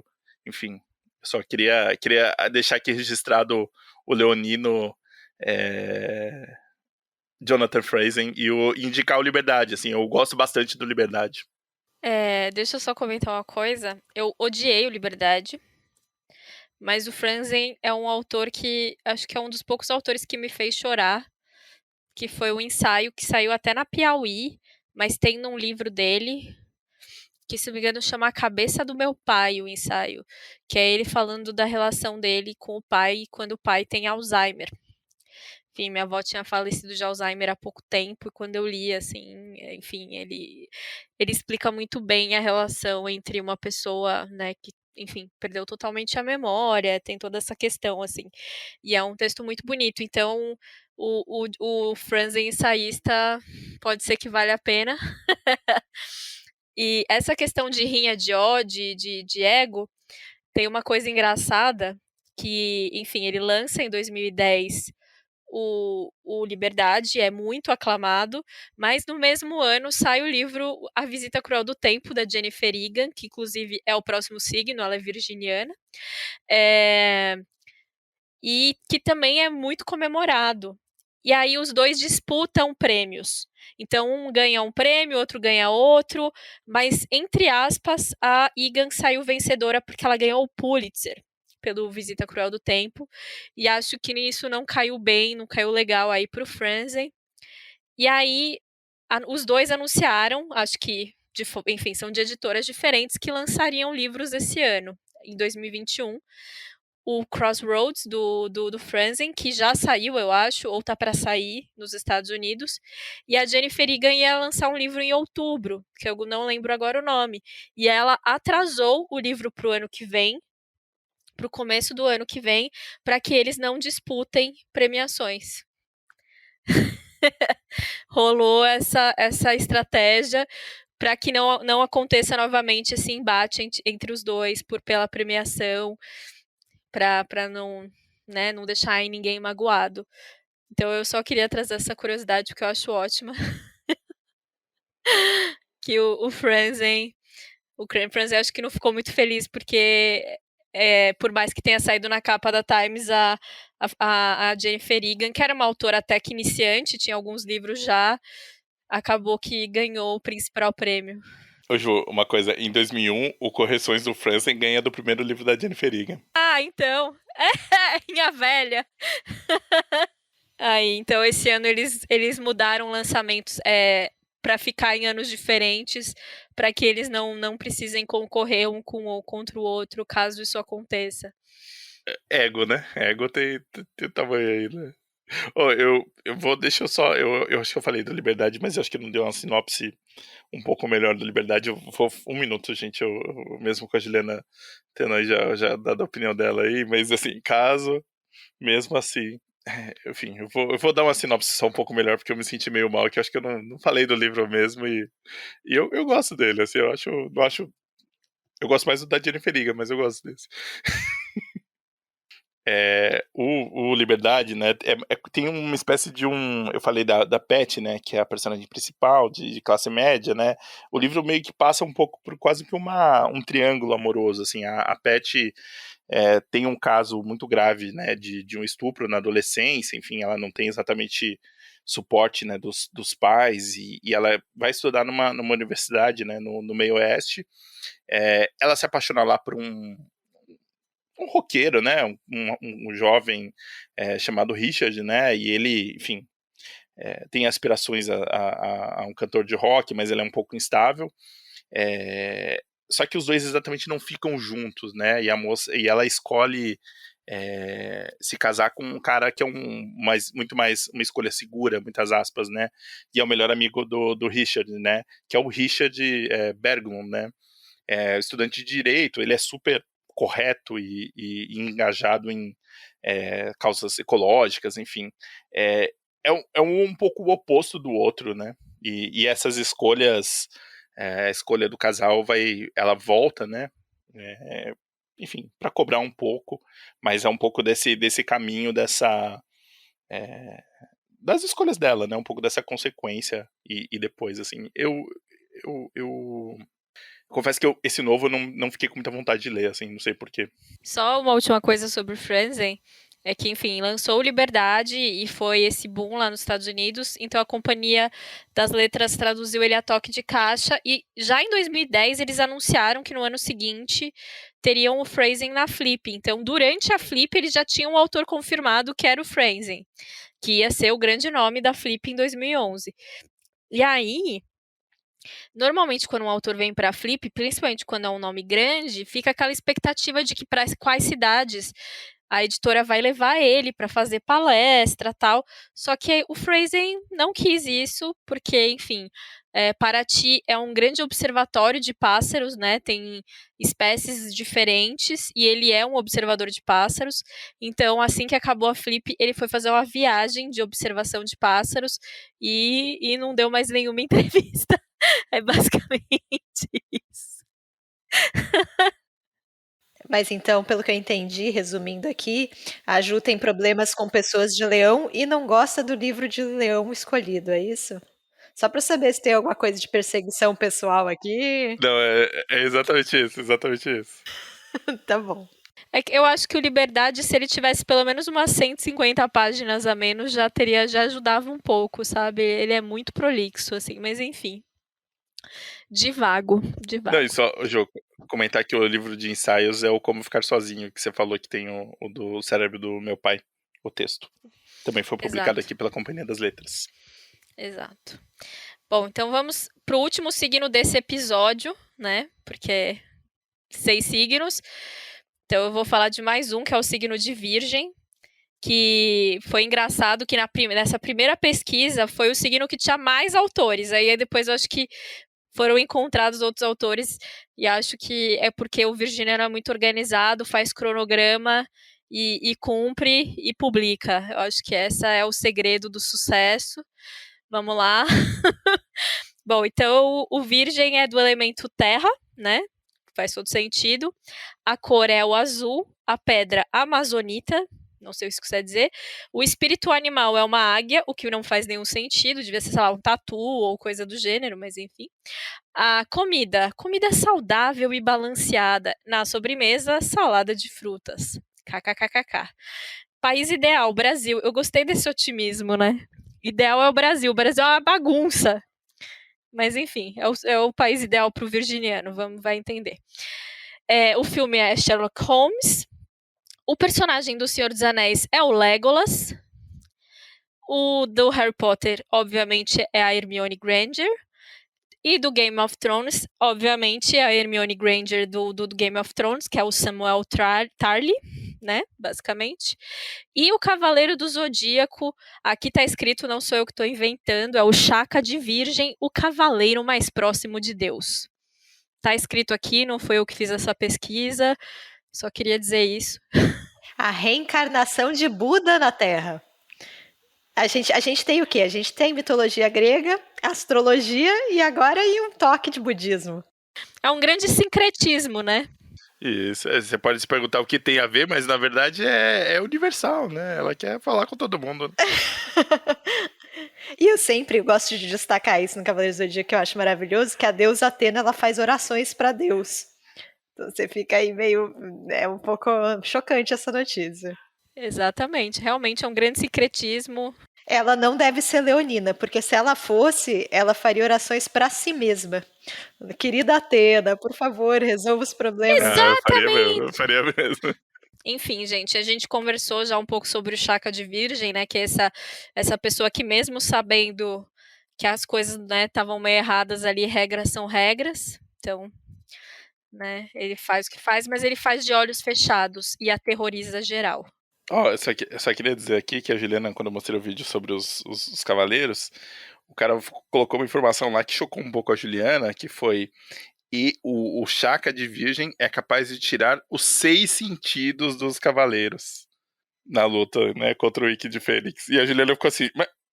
Eu falei, Juliana, tem gente que desperta o 7º aqui. É outra E é parada. o que é preciso para derrotar o Chaka. Porque se você não tem mais os 6 sentidos, você vai depender de um 7º aí. Então, dê seus pulos. Você que lute.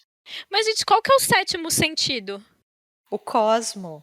Ai, é tão difícil conversar com as pessoas que não entendem a mitologia. Não, porque o 6º sentido é, sei lá, o espírito, sei lá, alguma coisa dessas. A intuição, o 6º sentido, é a intuição. Ô, Ju, Aff, Maria. o Cosmo... O Cosmo nesse daí é o que faz a pessoa... Tipo, é a força de vontade, é o que faz a pessoa ter a força, entendeu? Ela tem que despertar o Cosmo dele. Os cavaleiros nessa saga, eles lutam... Eles só conseguem ganhar quando eles despertam esse 7º sentido. Ok, tá bom. Eu não entendi nada. nada, mas Deus no comando, gente. Vamos lá. Então vamos aos autores, né, do signo de Virgem aqui, que é bem variado, né? Então vamos lá. Nelson Rodrigues, Jorge Luiz Borges, o John Green, o Paulo Leminski, Paulo Coelho, que faz todo sentido, Julio Cortázar, o John, enfim, aquele autor islandês, o Goethe, né? Obviamente alemão ainda por cima, a Mary Shelley, o Julio Ramon Ribeiro, Lobo Antunes, Eduardo Galeano, José Luiz Peixoto, Bernardo Carvalho, a Jennifer Iga, né, como eu já disse, o David Levitan, o Tolstói, Alison Bechdel, Ferreira Goulart, Raja Alzanea, o Caio Fernando Abreu, que foi, né, recentemente a gente fez um episódio sobre ele aí com o João, Álvares de Azevedo, o Roldal, Mário Benedetti, Chimamanda Ngozi Adichie, Agatha Christie, Bioy Casares, Maurice Sacks, Antônio Augustinho Neto, a Judith Chilansky, né, que a Lu falou recentemente, né, daquele pescoço da girafa, o Stephen King, a Bianca Pinheiro e a autora que eu escolhi, que é a Hana Nagihara, né, que inclusive faz aniversário no mesmo dia que eu, o que faz todo o sentido do mundo, né? Então eu vou falar um pouquinho sobre a Hania, né, essa autora, assim, otimista, né? Ela vê o mundo como ele é, né? Vamos dizer assim. Eu escolhi ela justamente por isso, né? Porque o copo tá sempre meio vazio, porque essa é a verdade da vida, né? Viver é sofrer. E, né? Então é isso. O virginiano é aquela pessoa pé no chão que vai falar a verdade, vai seguir as regras do jogo e se é isso aí, é Deus no comando. Bom, ela nasceu em 74, né? Como eu já disse, no dia 20 de setembro. Nasceu no Havaí, né? Na verdade, ela nasceu na Califórnia, mas vai muito novinha, né, para o Havaí.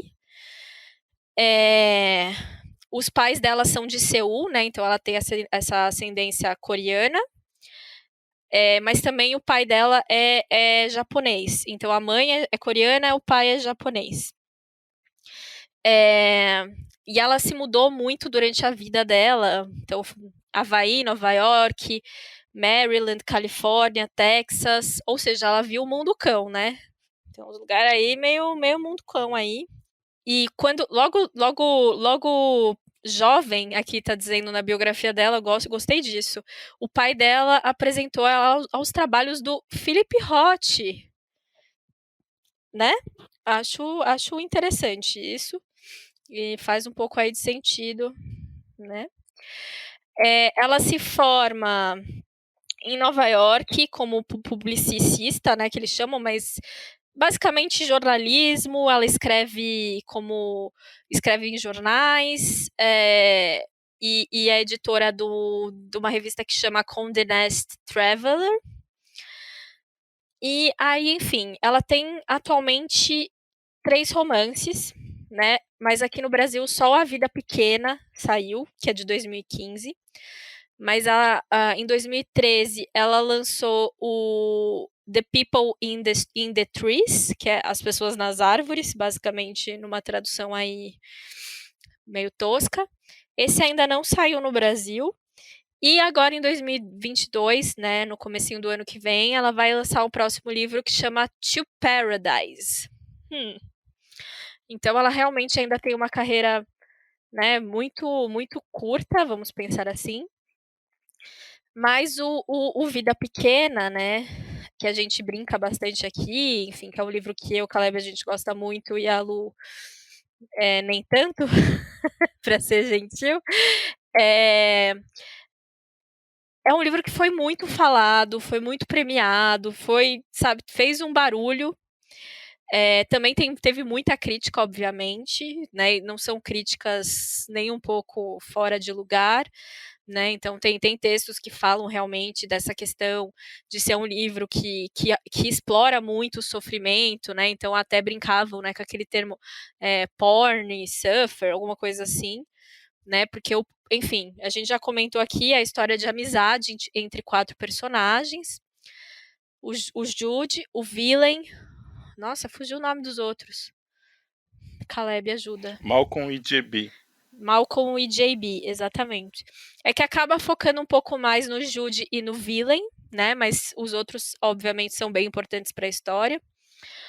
E então ele segue a amizade deles ali do começo da universidade até, enfim, quase o fim da vida deles, assim, é um salto no tempo, assim, é um livro que vai acompanhar esses personagens por um tempo bem, bem longo, assim.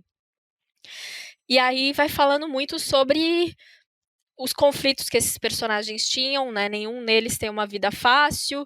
Alguns tiveram mais dinheiro, outros não. Mas mesmo os que tiveram dinheiro tiveram uma infância muito, muito solitária. Enfim, tem todas essas questões. Mas o personagem Jude, né? Que acaba que é o personagem principal. Cara, tudo que você pode pensar em sofrimento, esse cara passou. É tipo o bingo do sofrimento, de fato é. Tem hora que você fala, minha amiga, para com isso, e ela não para. Mas ainda assim é um livro muito bom, assim, eu gosto muito da forma como ela constrói a amizade entre eles, principalmente também quando entra um professor, que é o Harold, que é o professor do Jude, que é de advocacia, né, de direito. A relação desse professor com o Jude também é muito bonita, né, quase meio que de pai, assim, é muito, muito bonita.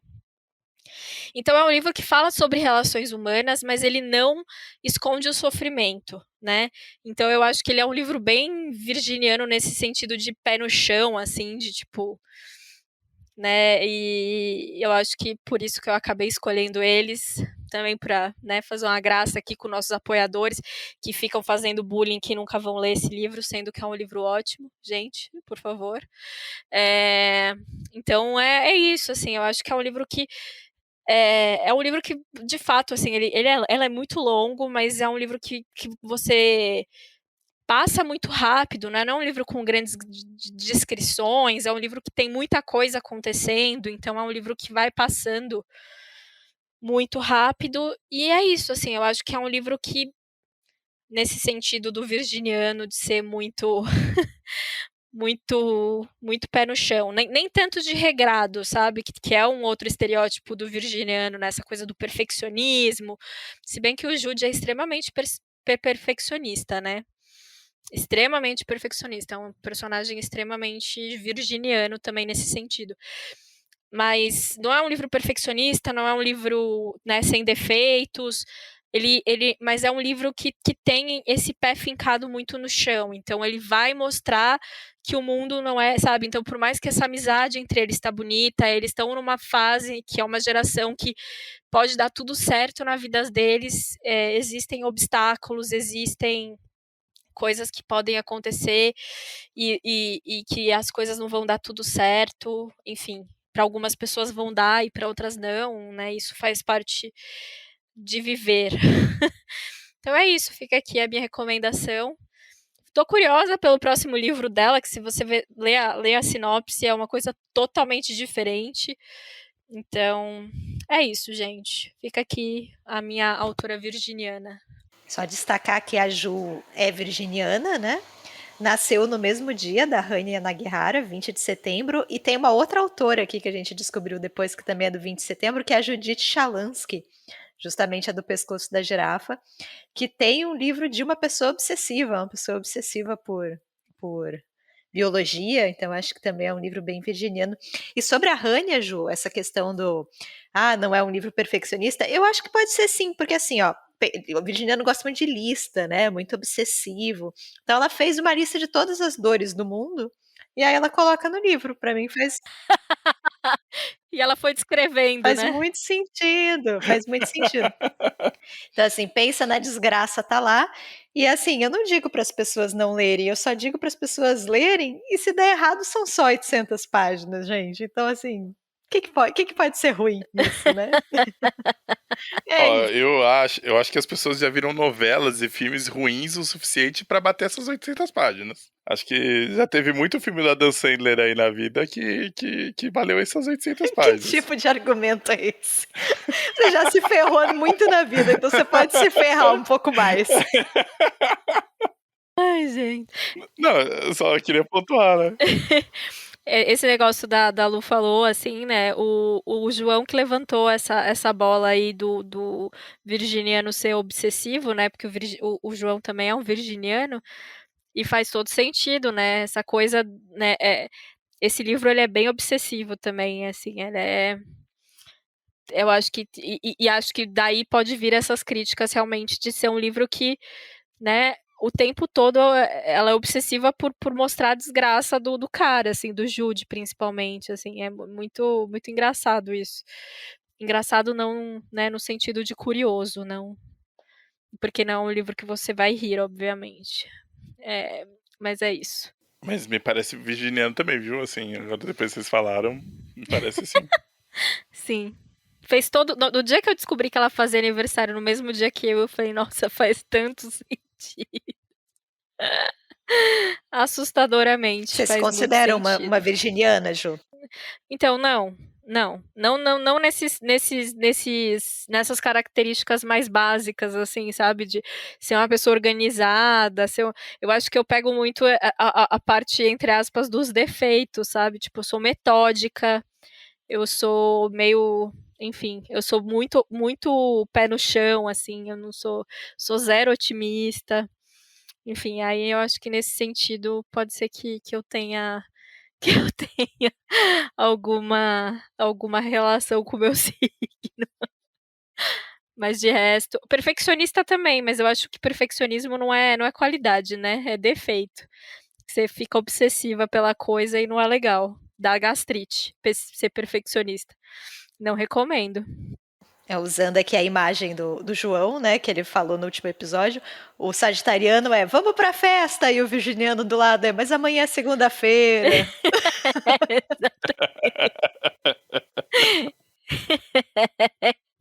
É bem isso, gente. Bem isso mesmo. Mas é isso, fechou esse episódio, gente. Falamos de 6 signos. E eu duvido vocês adivinharem quais são os próximos 6. Putz, não vai mesmo, cara. Spoiler aí. Não vou conseguir, cara. Não vou conseguir. No próximo episódio a gente continua aqui as casas do Zodíaco, de Cavaleiros do Zodíaco, né? Eles estão subindo as casas para chegar no Grande Mestre, então... Eles chegaram, parece que eles já andaram muito, mas ainda estão na metade. A gente já passou a manchete, gente. Pô, que orgulho, hein, Juliana? Olha, obrigado, viu, Juliana, por essa... Por essa... Agora eu me senti melhor, viu? Obrigado, Ju. A gente fez o que a Manchete não fez na nossa infância. A gente passou ela. Tô muito feliz com essa realização mesmo. Eu achei que o comentário ia ser: a gente fez o que a Manchete não fez, a gente não faliu. Isso também, a gente ainda tá tudo certo aqui, gente, mas a gente passou do leão, então o futuro está aí diante dos nossos olhos. Olha, achei otimista, gostei. É o ascendente, aposto que é o ascendente. É o ascendente. Bom, gente, ó, para quem curte a astrologia, não fiquem chateados com a gente. É só um motivo aqui pra gente indicar livros e autores aleatoriamente, né? A gente não entende nada sobre o assunto. Então, só aí um disclaimer. Talvez o site da Capricho não fosse, de fato, a melhor fonte, mas achei divertido. Achei legal, viu? Gostei das informações. Inclusive, eu achei tão divertido procurar o autor que nasceu no meu dia que eu tô pensando até em a gente divulgar isso no nosso Instagram depois, fazer uns cards com todas as datas de nascimento. Eu acho que pode ser legal, hein? Você pode descobrir qual autor nasceu no mesmo dia que você. Tem na do Caleb? Eu achei um pro Caleb, foi difícil. O Caleb foi bem difícil. Fica o spoiler aí no próximo episódio, o aniversário do Caleb e o meu. Então, aguardem. E é isso aí. Sigam a gente no Instagram, que se a gente postar esses cards de autores de data de aniversário, vai ser lá. Então, o nome do livro podcast. Conheçam também o nosso Apoia-se. Né? A gente tem algumas recompensas, tem o grupo do Telegram, nosso grupo de apoiadores, que é o grupo mais bonito da cidade. Tem as nossas recompensas de Noite do Monóculo também, que é quando a gente convida professores para darem palestras. Já temos a nossa próxima palestra, né, que vai ser do Guimarães Rosa. A próxima vai ser legal, hein? Focado em alguns contos, né? Do Primeiras Histórias, né? Do Primeiras Histórias. Uhum. apoia-se.com/o nome do livro podcast. Sim, e a gente já tá anunciando aqui que agora vai, né? Dia 1º de outubro a gente vai ter a nossa live do Nome da Notícia. Então, gente, mandem o que vocês querem ver lá, que a gente comente quais as polêmicas do momento pra gente poder fazer essa live aí pra vocês.